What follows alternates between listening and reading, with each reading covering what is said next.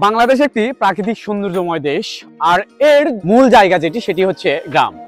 ঠিক আমি বাংলাদেশের যেসব সুন্দর সুন্দর গ্রাম দেখা যায়, এই গ্রামগুলোতে ঘুরি বা আপনাদেরকে দেখানোর চেষ্টা করি।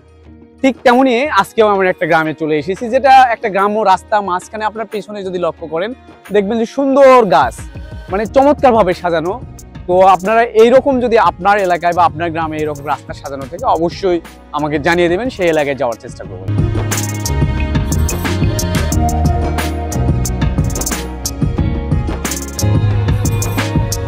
প্রকৃতি দেখতে এবং দেখাতে আমি পছন্দ করি, ঠিক তেমনি আমার পিছনে যদি আপনারা লক্ষ্য করেন, আজকেও এমন একটা প্রাকৃতিক সৌন্দর্যময় এলাকায় এসেছি যে যদিও এটা একটা রাস্তা, কিন্তু এই রাস্তার দুপাশে গাছগুলো এত সুন্দর যে কারণে এখানে প্রতিদিন তরুণ প্রজন্ম, বিশেষ করে ছেলে এবং মেয়েরা উভয়েরা এখানে শুধু একটা উদ্দেশ্যে আসে, যে ছবি তোলার জন্য। হ্যাঁ, আপনি যদি খুব ফটোগ্রাফি খুব ভালো করতে পারেন এবং নিজের ছবিগুলো ফ্রেমে ভালোভাবে বন্দি করে রাখার পছন্দ করেন, সেক্ষেত্রে আপনাকে এইখানে আসতে হবে। এটার অবস্থান কোথায় সেটাও জানিয়ে দিচ্ছি। এর মাঝে আমি আপনাদের আমার কিছু তোলা ছবি আমি আপনাদেরকে দেখাচ্ছি। এই ছবিগুলো দেখা মাত্র আমার মনে হয় আপনারা এখানে চলে আসবেন।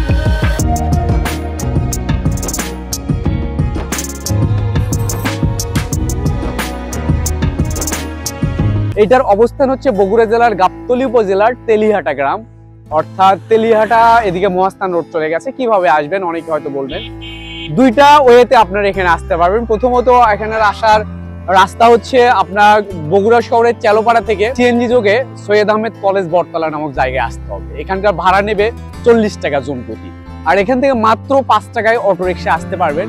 আসলে প্রাকৃতিক সৌন্দর্যময় দেখতে পারবেন। এছাড়া আরেকটা ওয়ে আছে, সেটা হচ্ছে আপনারা মাটিডালি হয়ে পীরগোসা বা আটাপাড়া হয়ে এখানে আসতে পারবেন। অনেকেই আসেন, ছবি তোলেন, বাট এক্স্যাক্টলি লোকেশন যেটা অনেকেই জানেন না, আর আমি ভাড়া সহ আপনাদেরকে জানিয়ে দিলাম। সো আপনারা ছবি তোলার জন্য, ভিডিও, শর্ট ফিল্ম, নাটক, যে কোনো ধরনের শুটিং করার জন্য এই রাস্তায় আসতে পারেন। আমি দেখেছি যে ওই যশোর বা কুষ্টিয়া অঞ্চলে যে চমৎকার একটা রাস্তা রয়েছে, ওই অঞ্চলে চারিদিকে গাছে ঘেরা, যদিও এই গাছগুলো অন্য গাছ, ওই রকম বড় বড় গাছ না, তবে চমৎকার সুন্দর ফ্রেমের ছবি পাবেন।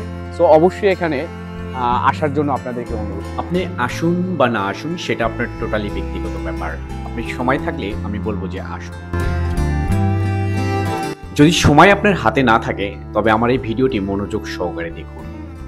হয়তো বলবেন যে বাংলাদেশের প্রতিটি গ্রাম এবং প্রতিটি রাস্তাই তো এরকম, কিন্তু না, প্রতিটি গ্রাম এবং রাস্তা এরকম হলেও এটা একটু ব্যতিক্রমধর্মী।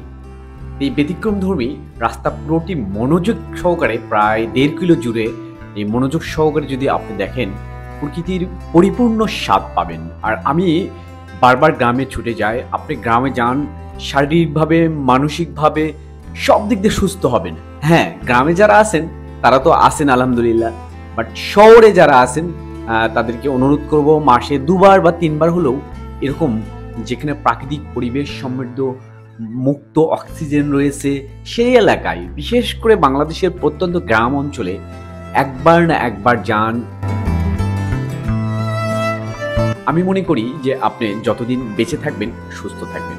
আজ এই কামনায় এই গ্রাম থেকে বিদায় নিচ্ছি। দেখা হবে অন্য কোনো ভিডিওতে, অন্য কোনো দর্শনীয় এলাকায়। সবাই ভালো থাকবেন।